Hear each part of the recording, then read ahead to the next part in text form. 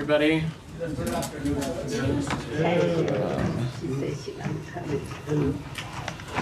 I don't have anything off the top today, so Daphne, do you want to kick us off? Yeah, thank you. So Algeria has proposed a draft UN Security Council resolution that demands a ceasefire in the Gaza Strip, the release of all hostages held by Hamas, and essentially orders Israel to immediately halt its military offensive in Rafah. What's the U.S. stance on this resolution, and have you been engaging with Algeria on negotiations on it? So we are aware of the draft resolution that's been circulated by Algeria and have provided feedback. We're certainly not going to negotiate on the ins and outs of this in public, but I will just note that it is imbalanced and it fails to note a simple fact, which is that Hamas is to blame for this conflict, and the fighting in Rafah could end tomorrow if Hamas agreed to a deal for a ceasefire and the release of hostages. It's important that the United Nations not erase Hamas's role from this conflict or ignore its repeated violations of international law. But beyond that, I'm just not going to get ahead of the process. Would you veto it as it stands now? That would be me getting ahead of the process, which is what I said I was just not going to do.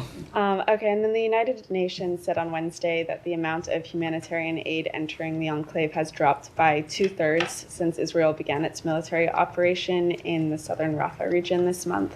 What is the U.S. doing about this? Sorry, I didn't hear that. Entering the what? The amount of humanitarian aid entering Gaza. Got it. Right. Sorry, I didn't hear that. I just wanted to make sure. So, look, we have urged Israel to allow increased assistance into Gaza through as many points as possible and to ensure the safe and secure distribution of aid throughout the region. We've also called for consistent access through Rafah and Kerem Shalom crossings to prevent harms to civilians reliant on aid, and we're continuing to work with partners in Israel and Egypt to do everything we can to ensure as many of those crossings as possible are as open and can serve as conduits for additional humanitarian aid. And then just one more on Gaza, if I may. Yeah. Stacey Gilbert, a State Department employee of more than 20 years, said she resigned after the administration released the NSM report this month, which she said was wrong. She said a draft of the report had said clearly that Israel was blocking humanitarian assistance, but that subject matter experts were removed and it was edited at a higher level before being published with the conclusion that Israel was not blocking assistance. What was the reason for the change to this conclusion, and do you have any comment on this? So first, let me just say I'm not going to comment on personnel issues, but we have been clear that we welcome diverse points of view and believe it makes us a stronger department, and it makes and leads to a stronger policy-making process. The Secretary and department leadership will continue to seek out a wide range of views because we think it improves our policy-making process. As I said, we continue to press the government of Israel to avoid harming civilians and urgently expand humanitarian access to and inside Gaza. And this includes the provision of life-saving assistance, allowing fuel entry, and ensuring the safe freedom of movement for humanitarian workers. What I can say on the National Security Memorandum 20 and the process, and we spoke a little bit to this about when the report was released, is that this was a joint State Department, Defense Department report. It reflected input from across the interagency, including the intelligence community, including our embassies and consulates in the relevant countries that are laid out in the NSM, as well as input from NGOs and nonprofits. Relevant State Department bureaus, including, of course, the Bureau of Near East Affairs, as well as the Bureau of Population, Refugees, and Migration, provided input. And I will also just say is that we stand by the National Security Memorandum 20 report. We are not an administration or a department that twists the facts, and allegations that we have are unfounded. But this is, as any report and as any process that is undertaken in a policymaking process, these processes are deliberative and they involve inputs from people at a variety of seniority and expert levels. Thank you. I have a few other questions on other things, but okay, great. Shannon, go ahead. further on the assistance to Gaza, Yep. with the DoD's temporary pier out of commission, has the U.S. engaged with Israel to try to get some of that assistance that's presumably sitting in Cyprus to come in through the port of Ashdod and then land routes? We're looking at what other options might be available. So first, let me just say the pier part of the overall broader maritime corridor has proven to be crucial in delivering supplies, and we expect that the repair and the re-anchoring of this pier to happen as swiftly as possible. I know my colleagues at the Department of Defense are working around the clock, as is others across the interagency, to get that to happen.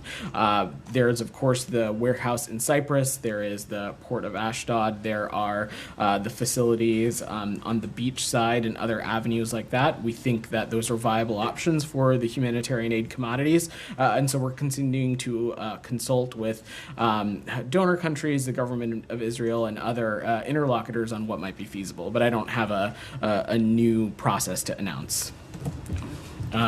Leon, is that you had your hand up? Yeah, I was just hesitant. You said the part of this pier has been crucial to distribute aid to Gaza, but in fact, since it started, it's been having a series of issues and problems.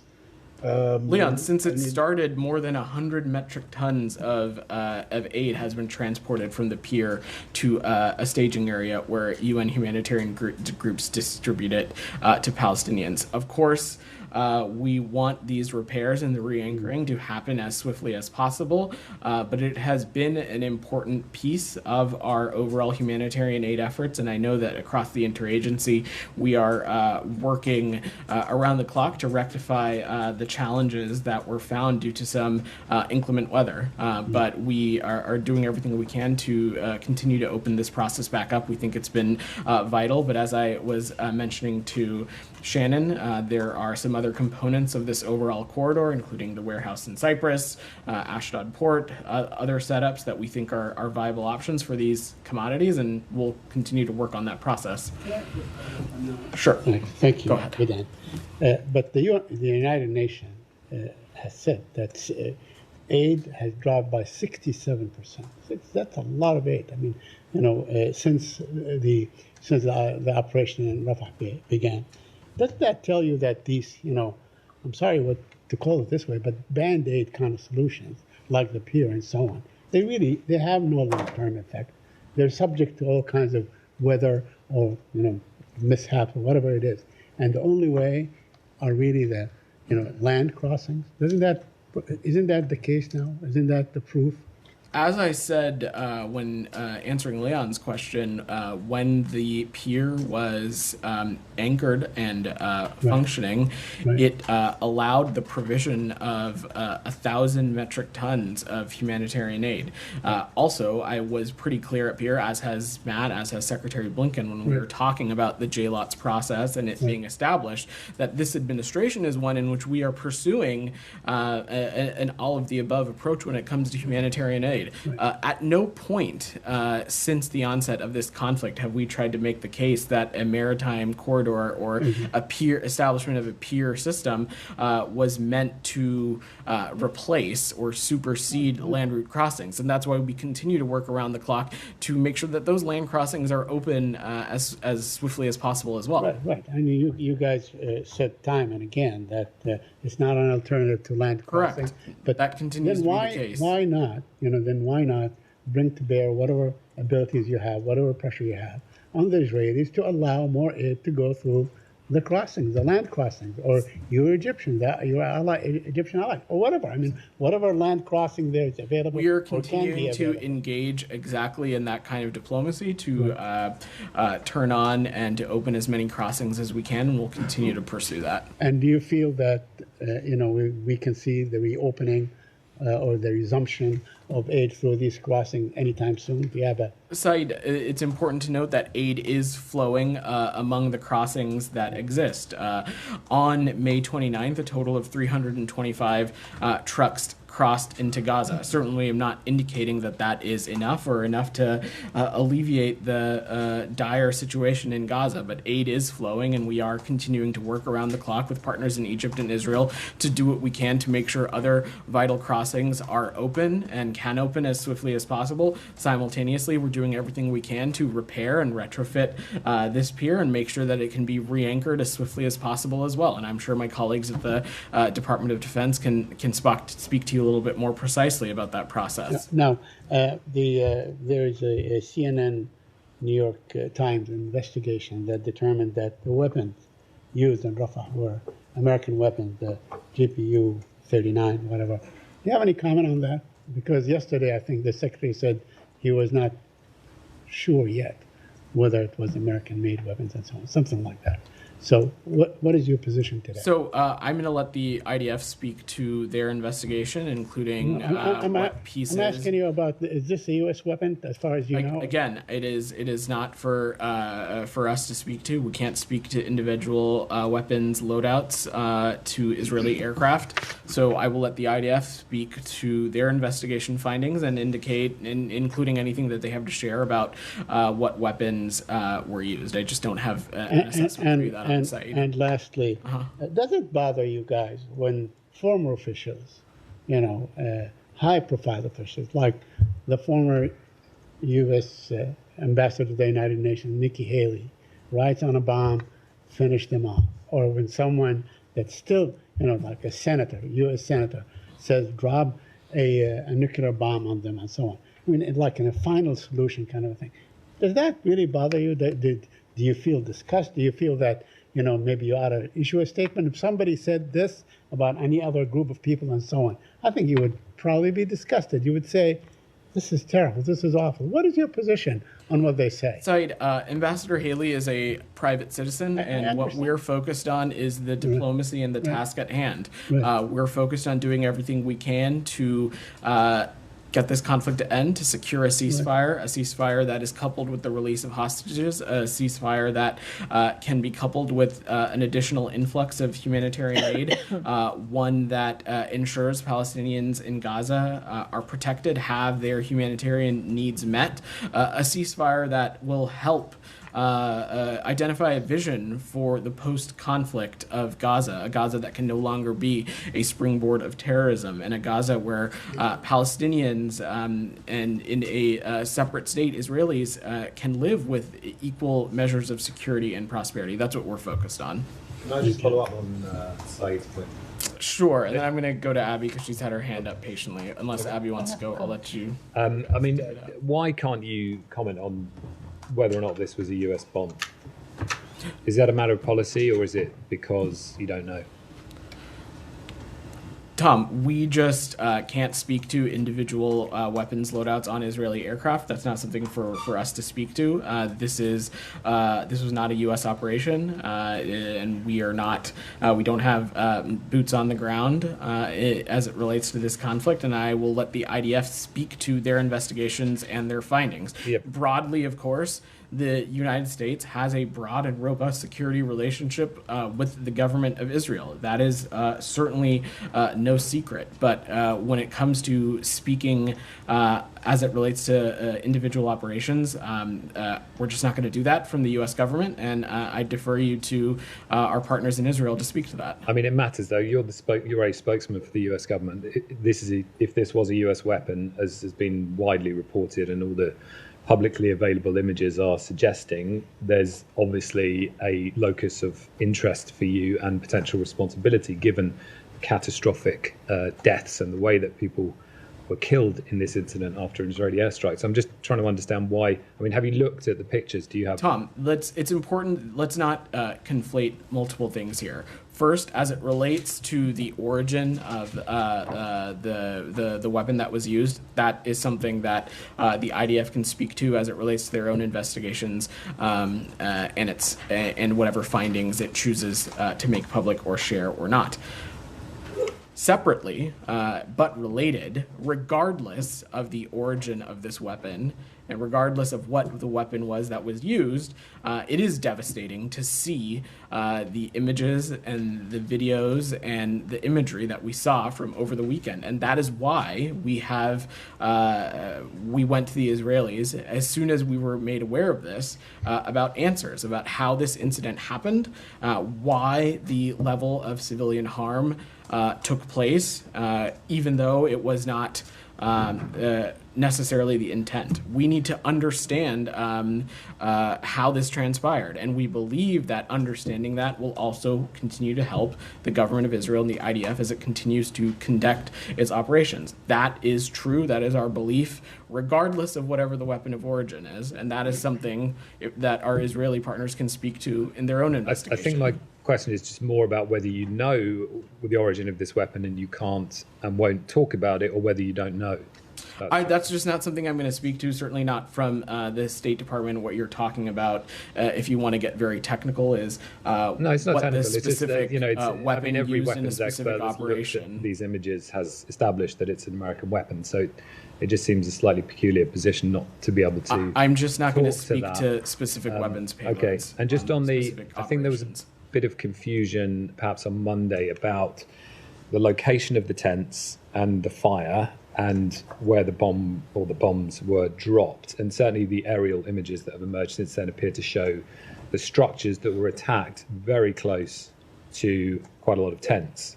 The Palestinian journalist that took the photos of the tail fin and the electronics board of the weapon says that a child told him he found the electronics board in his tent, which would suggest a close proximity of the tent to the strike. So have you got any further 3 days on now about proximity?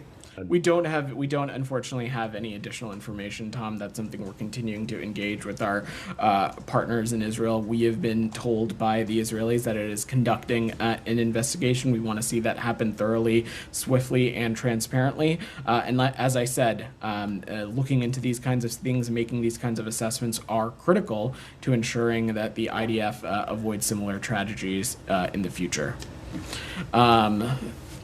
Abby. Thank you. The Secretary said yesterday that in light of the horrific consequences for their actions within Rafah, they have to consider whether the incremental gains made against Hamas are worth those unintended consequences. Does the administration believe that Israel is moving closer to that red line that they drew for reconsidering supplying U.S. weapons? So look, as it relates to a major military operation in Rafah, we have yet to see such a one transpire. There has been an uptick in military operations along the Philadelphia corridor on the outskirts, but we have not seen a major operation as it relates to Rafah. We're going to continue to monitor conditions on the ground and see what happens. But Abby, to take a step back, what the Secretary was referring to is something you've heard him say before, and that over the course of this conflict, it is imperative that our partners in Israel have a vision for what the day after this conflict is going to look like, and steps are taken to do whatever we can to help get the region out of this endless cycle of violence. That is in line with what the Secretary laid out in Tokyo last December, when we're talking about some of the key tenets of our vision for this region, a Gaza that can no longer be a springboard for terrorism against the Israeli people, a Gaza that is reunited under the Palestinian Authority with the West Bank, and we're looking for a real plan for progress for the Palestinian people, one that will bring the equal measures of dignity and justice for Israelis and Palestinians alike. To put it more candidly, a military operation here we have never felt is enough. We of course support and encourage every effort to defeat Hamas, but without some plans for some broader or greater diplomacy, we will continue to find ourselves in this endless cycle of violence. Can I follow up? I have one more. Sure. Oh, go ahead. No, go ahead. Better. Why don't I you just go had ahead? one more related question. Yeah. Can you confirm some of these reports that U.S. and Israel and Egypt will be meeting next week to discuss opening the Rafah crossing and securing the border between Egypt and Gaza? And what does the U.S. hope to see as far as who would be administering the Gaza side of the Well, Abby, I'm not going to speak to specific reports and diplomatic conversations. What I can say is that we are engaged in this work around the clock. We have been working tirelessly with our partners in Egypt and partners in Israel to do what we can to get the Rafah border crossing open. I'm not going to preview or hypothesize on logistically or technically what that can look like. We will let this process play out. Rabia. Thank you, Vedant. Yeah. On the wording you use on Rafah, you say it's not a major operation. But I mean, 54 people have been killed in Gaza over the past 24 hours. Nearly 1 million people have already fled Rafah over the past 3 weeks as Israeli strikes continue. We have seen Israeli tanks in Rafah, although you deny. Are these acceptable for you? I mean, is there a line, where is the line, the limit for you to say, okay, this is enough and this cannot continue anymore? I'm just not going to preview or try to pinpoint a hypothetical like that, Rabia. The truth of the facts on the ground is that we have yet to see a major military operation into Rafah. As I said, we have seen an uptick in military operations at the border, in the Philadelphia corridor, and in the outskirts, but we have not seen a major operation into Gaza. Into Rafah, I'm sorry. We will continue to monitor conditions, and we will continue to see what happens. What would be a major operation? I mean, what would... Again, we have been clear about what this isn't, which is not a major military operation. I'm not going to categorize it into one box or another. This is obviously a very dynamic and fluid situation. We're going to continue to consult with our partners in Israel and engage on these issues. Just a quick follow-up on yeah. Tom and Said's question regarding the CNN analysis on U.S. weapons. I mean, this analysis was based on open source information, like footage. Why isn't the State Department able to make a similar assessment based on, instead of relying on the IDF investigation? We're just not going to speak to individual weapons loadouts on particular aircraft. That's not something we're going to get into from here, and I will leave it to the IDF to speak to anything that they want to share as it relates to their findings in an investigation that they have underway. Go ahead. Just based on your answer, you haven't seen a major military operation, and you oppose a ground military operation in Rafah. You support Israel in going after Hamas. You're saying Hamas is embedded within the civilian population. Obviously, this is how the Israeli can go after Hamas, and these consequences would look like what we have seen during the weekend. So, just can you say on the record that you support what's taking place now without calling it a major military operation or a target military operation? Just can you give us an answer whether you support what's happening and what's taking place the way it's taking place now in Rafah? We support efforts to defeat Hamas, and we have supported those efforts since October 7th. Of course, at every measure, we have continued to stress the moral and strategic imperative to make sure that these military operations are conducted in a way that minimize civilian casualties. Obviously, just based on the imagery, the events of this past weekend failed to meet that mark. That being said, we do continue to support efforts to take out Hamas terrorists, which our partners in the IDF indicated that they did over the course of the operation this past weekend. So again, we support efforts to take out Hamas. We, of course, also will continue to stress that they need to be conducted in ways that do not impede humanitarian aid access, that do not put undue risk at civilians, Palestinian civilians within Gaza. One more question, if I may. Regarding the tension, nobody can deny that there's a tension growing between the Israeli and the Egyptians. Now we have a delegation, the White House is sending a delegation. To what extent the State Department, this department, is engaged in at least avoiding this escalation? So one of the first things that we talked about in the immediate aftermath of the horrific October 7th terrorist attacks was a necessity to ensure that all regional parties had a responsibility to make sure that this conflict didn't spread and that tensions didn't rise unnecessarily. As it relates to the Rafah border crossing and the engagements that are ongoing between our partners in Egypt and our partners in Israel, will continue to play a role in that conversation as we want to continue to see progress made in opening that crossing. We think that it is an important conduit for the overall humanitarian aid situation into Gaza, but I don't have anything to preview beyond that. Thank you. Willie, go ahead. Yes. She's called for a peace summit. Do you guys have any reaction to that? Not really. Look, the United States has a clear vision here on what we think that needs to happen. We have not been ambiguous about it is necessary for a ceasefire, one that is coupled with the release of hostages, and one that is coupled with additional humanitarian assistance. Time and time again, we have seen Hamas move the goalpost or walk away from legitimate deals that have been on the table.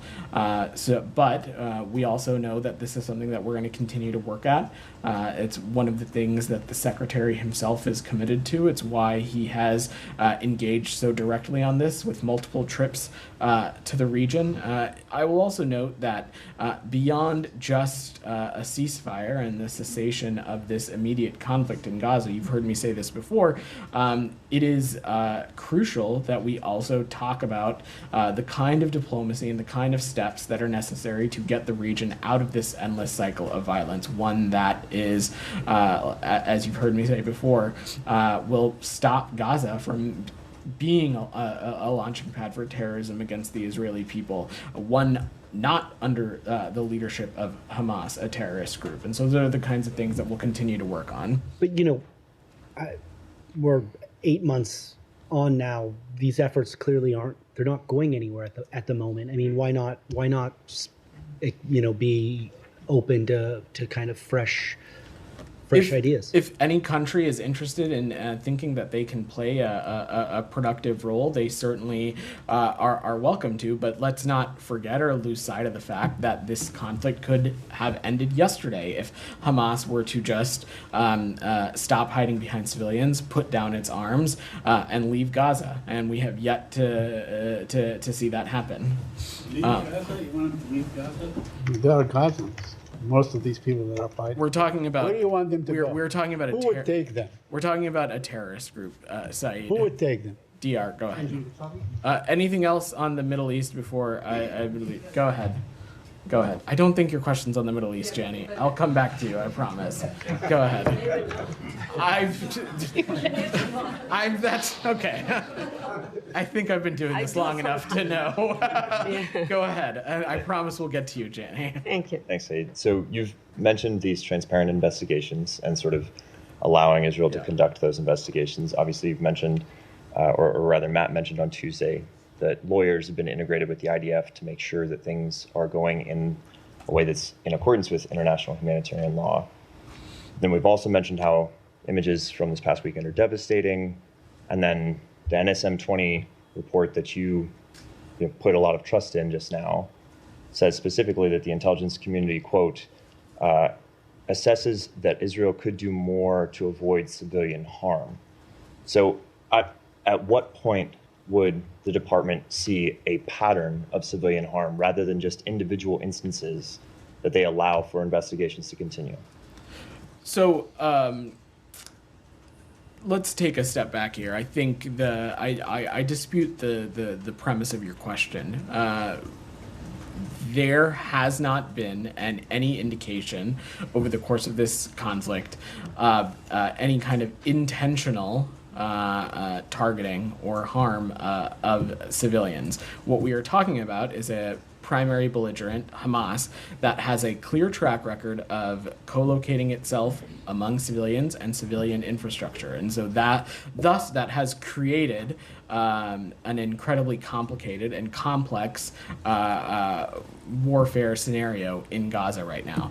That does not, however, minimize the strategic and moral imperative that our partners in Israel have to ensure that when they conduct military operations, that risk and casualties to civilians are minimized as significantly as possible. And over the course of this past weekend, the images and the videos that we've seen have been incredibly heartbreaking. And we are trying to get as many answers as we can as to what transpired and how this incident unfolded and how this incident failed to meet even our Israeli partners' own stated goals of wanting to minimize civilian casualties as often as they can.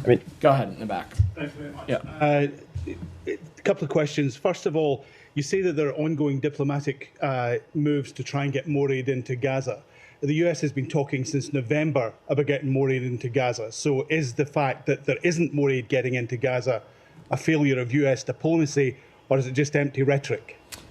Over the course of this conflict, it is because of U.S. engagement that we have continued to push the ball forward on humanitarian aid. No one has ever stood up here and tried to make the case that the humanitarian aid that we're seeing has been sufficient enough or a silver bullet to address the dire consequences that the Palestinian civilians are facing in Gaza right now. But it is because of American diplomacy and American engagement, specifically by this president and this Secretary of State, that we have continued to see progress on humanitarian aid. No one across this administration has ever made the case that it is enough. I'm not saying that today, but it is because of American engagement that we are seeing some small steps in the right direction, and we will continue to press our partners in Israel when we have seen things that do not meet the mark. As I was answering Saeed's question earlier, or it might have been Tom's,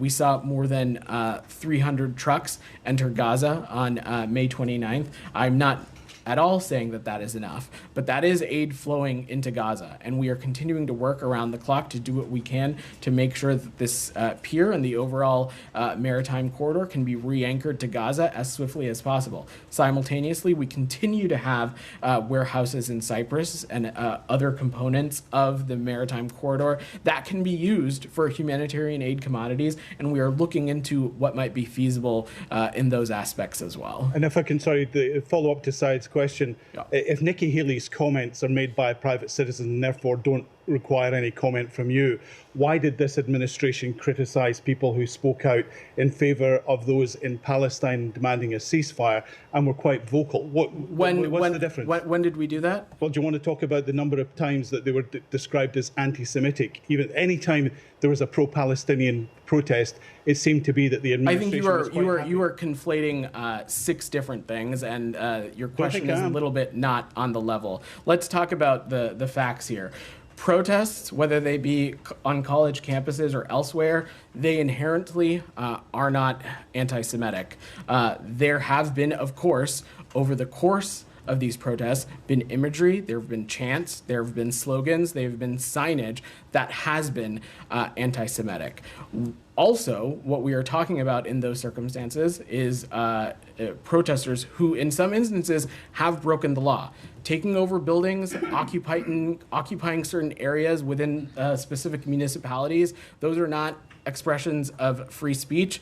That is illegal in some places. So these are two different things, and I really don't appreciate you conflating. Well, one more point on this. The fact is, you have said that a lot of the things said by the likes of Nikki Haley and others are simply rhetoric.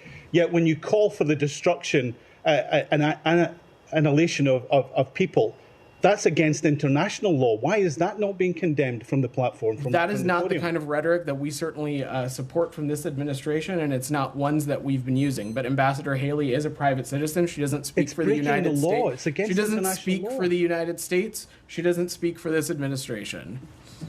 Go ahead. Thanks, Saeed. I'm sorry. Thanks, Vinod.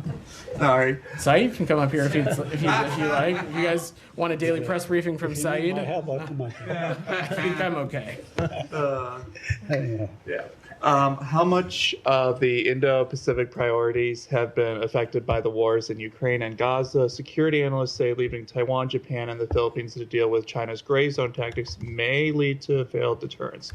Do you agree with that assessment? We don't at all. Let me just be very clear about this. We have not taken our eye off the ball when it comes to our efforts and our focus on the Indo-Pacific and the Asia region broadly. Let's not forget that in the past year alone, you have seen this president convene a historic trilateral summit at Camp David between Japan and the Republic of Korea. You saw him hold a historic summit in Woodside, California, with the president of the People's Republic of China. Secretary Blinken himself, in the past 12 months, has been to China twice, as have other members of this administration. You saw this administration hold a historic trilateral summit between our Japanese partners and our partners in the Philippines. So when it comes to our commitment to a free and open Indo-Pacific, we continue to put points on the board, and that's something we're going to remain focused on. And now a perfect segue to Jani. Well, no, two more. Thank you so much. I'll come back to you. Go ahead. Thank you so much about the North Korean balloons about North Korea distributed about 260 garbage balloons across South Korea. They are also attacking GPS radio waves and have launched about 10 ballistic missiles into the East Sea. What can you say about North Korea continuing its provocation in the various ways? We continue to call on the DPRK to refrain from provocative actions and a return to diplomacy. We condemn the DPRK's May 29th ballistic missile launch, and these launches, like other ballistic missiles, are in violation of multiple UN Security Council resolutions. They pose a threat to regional and international peace and security, and undermine the global and security, the global non-proliferation regime.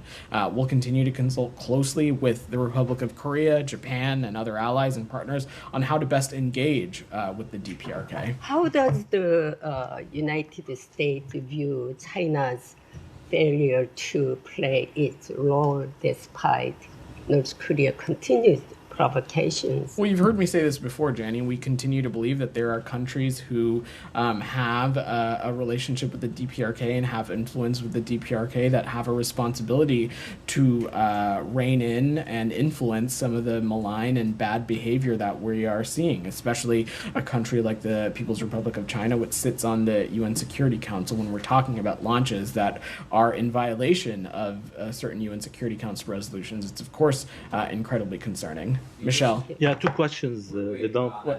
Sorry. On the same topic, too. Go ahead. You condemned the ballistic missile launch, but you didn't say anything about the balloons with the fecal matter in them. Do you have any comment on that? Nick, any kind of aerial object, certainly, we would find destabilizing and provocative. And we continue to consult closely with the Republic of Korea and Japan against these kinds of malign and destabilizing behaviors. Yeah, Michelle. Two questions. One, do you have any reaction to Russia Foreign Minister's statement that Russia will react to the deployment of any U.S. missiles in the Indo-Pacific region? So I've seen those reports, Michelle, and let me just say that the U.S. does not assess returning nuclear weapons to the Indo-Pacific as necessary at this time, and the U.S. has no plans to forward deploy nuclear weapons to the Korean Peninsula. But let's not forget that it is the Russian Federation that time and time again, dating back to the early days of its aggression into Ukraine, that it has recklessly participated in nuclear saber rattling, talking about the use and deployment of nuclear weapons, and going as so far as to withdraw from New START. So I think it's important to have some context here. And another one on the region. To what extent the U.S. aid administrator Samantha Power reflects the views of the administration when she said that the conditions in Gaza are worse now than ever before. So look, Michelle, it is not hyperbole to say that the situation in Gaza is dire. You've heard us say time and time again that there is immense concern of the onset of famine. That is why we are doing everything we can to ensure that more humanitarian aid can flow into Gaza. We're working tirelessly to open as many crossings as we can for that to take place. But is it your view as the views that Samantha Power expressed? I'm not gonna. I don't have any reaction to her specific comments, but you've heard us say this before. The situation in Gaza is dire. It is incredibly concerning, and that is why all appropriate interlocutors need to do everything they can to get more additional humanitarian aid into Gaza. Daphne, go ahead. Thank you. Just back on China, Yeah. how was Deputy Secretary Campbell's meeting with China's Executive Vice Foreign Minister this morning, and what was the focus of that? So I think we'll have a more formal readout coming later today, Daphne. But to confirm, Deputy Secretary Campbell did meet today with the PRC Executive Vice Foreign Minister. This visit follows, as you know, Secretary Blinken's recent trip to Shanghai and Beijing, and it builds on the intensive diplomacy that has happened with the PRC over the last year to responsibly manage competition in the relationship, even in areas where we disagree. And as you heard us say, I would say on the margins of the President's historic summit in Woodside, we expect there to be continued engagement at senior levels from both sides of the Pacific. And I expect we'll have a more formal readout later today. Campbell yesterday placed blame on Chinese leadership for supporting Russia's war in Ukraine. Is the U.S. considering sanctions against Chinese leadership? We certainly would not preview sanctions from up here. You know that by now, Daphne. But this is something that we have talked about pretty clearly before, that this is a point of view that's not just held by the United States, but also held by the G7, the EU, and NATO countries as well, is that PRC support and the reconstitution of the Russian defense industrial base, it not only threatens Ukrainian security, it threatens European security. And we've made that clear in our engagement. The Secretary did when he was in the region. And if China does not curtail its support for Russia's defense industrial base, the U.S. Will be prepared to take further steps. But I'm not going to get into that from up here. Go ahead. Thank you. Oh, do you have one more? I've got a question on Sudan. I don't know. I'll come back to you on that. Thank you, Vedant. A couple of days ago, hundreds of protesters in Pakistan's Punjab province attacked a Christian community over blasphemy charges.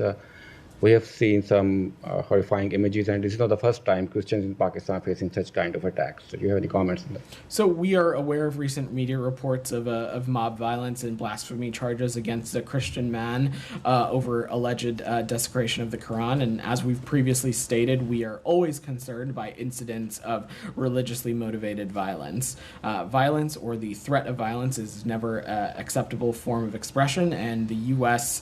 Uniformly opposes blasphemy laws everywhere in the world, including in Pakistan. 5 Pakistani soldiers were killed in a gun battle with terrorists at the Pak-Afghan border region. And these terrorists who are regrouping in Afghanistan are not only targeting Pakistani security forces, but also targeting girls' schools and those who are trying to maintain peace in the tribal belt. Pakistan and U.S. recently held counterterrorism dialogue where Pakistan is seeking some modern weapons from U.S.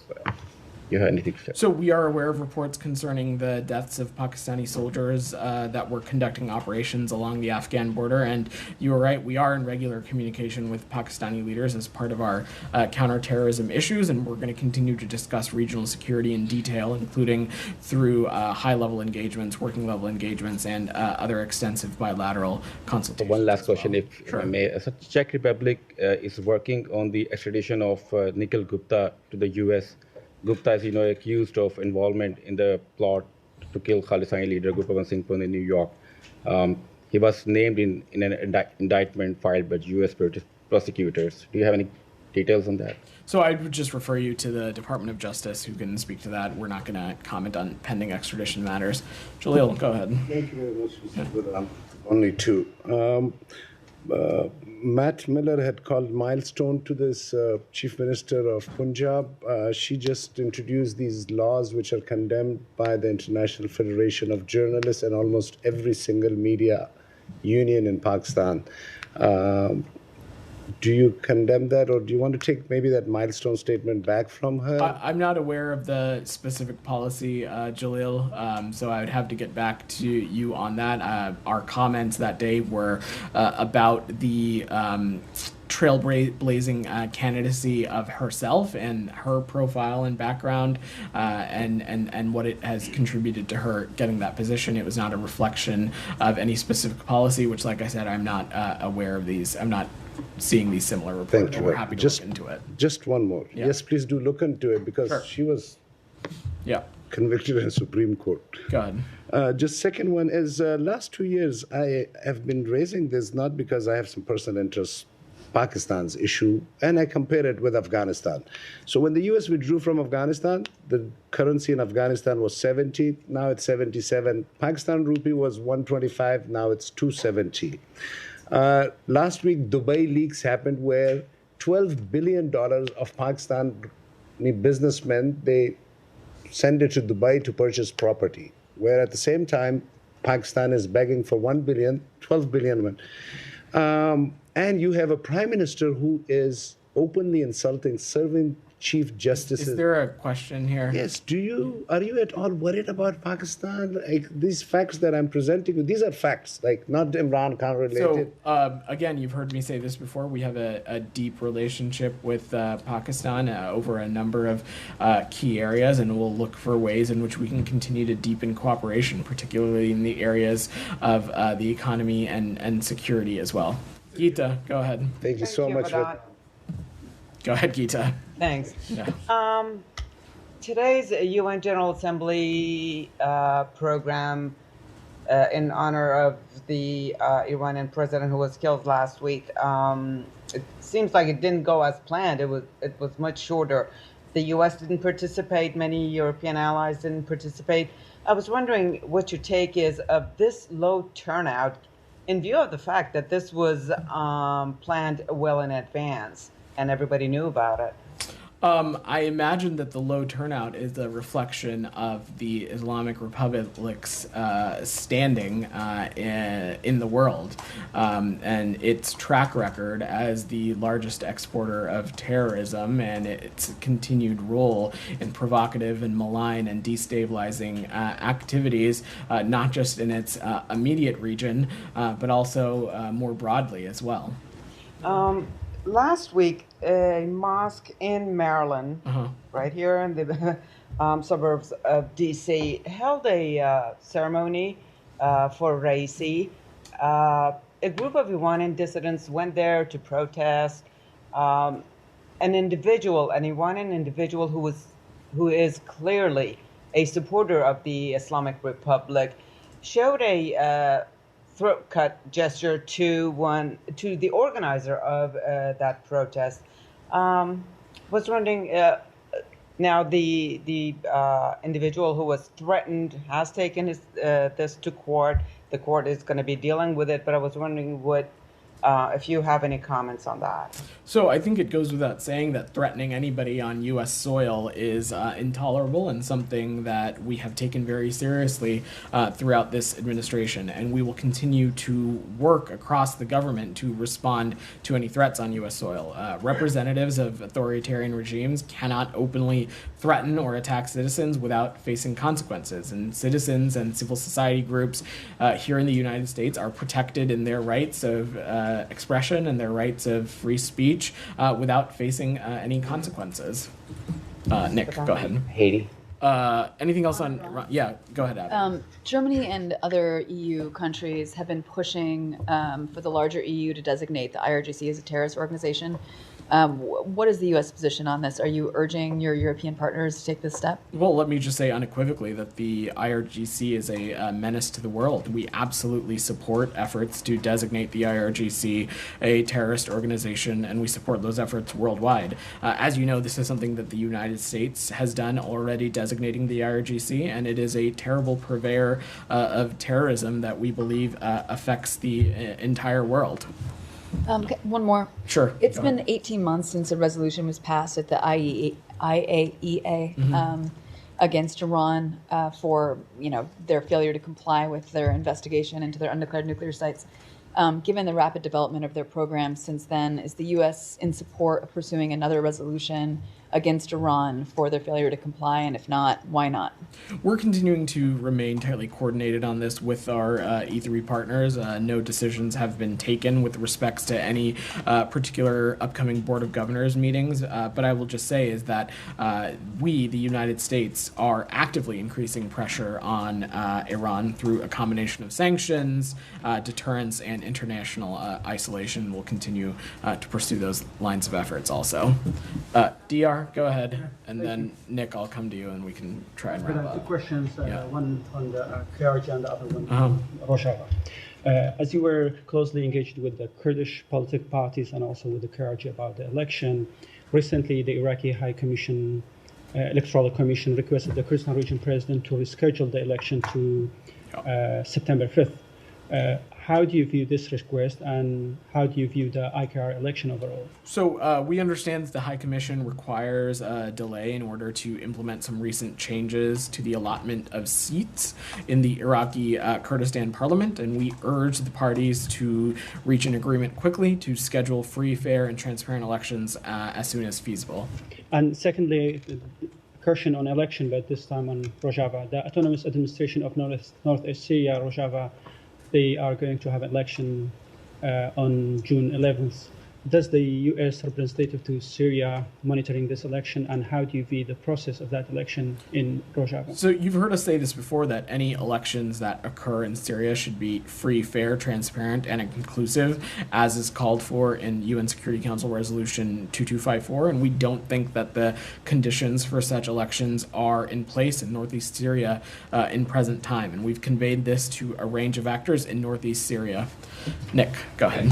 On Haiti, can you confirm reports that U.S. officials had negotiated with gang leaders in Haiti for the recovery of the 2 U.S. missionaries' bodies who were killed?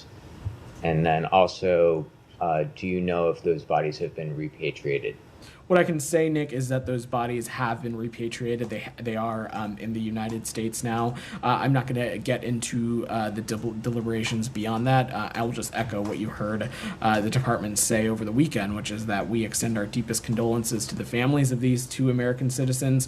On behalf of the president, our ambassador in Haiti has been in touch with the families. This department has been in touch with the families, and we know that they are experiencing unimaginable grief. I can also add that today was when those repatriations happened in line with the family's wishes, and so our officials in Port-au-Prince worked with the families to make arrangements for those transports back to the United States. Daphne.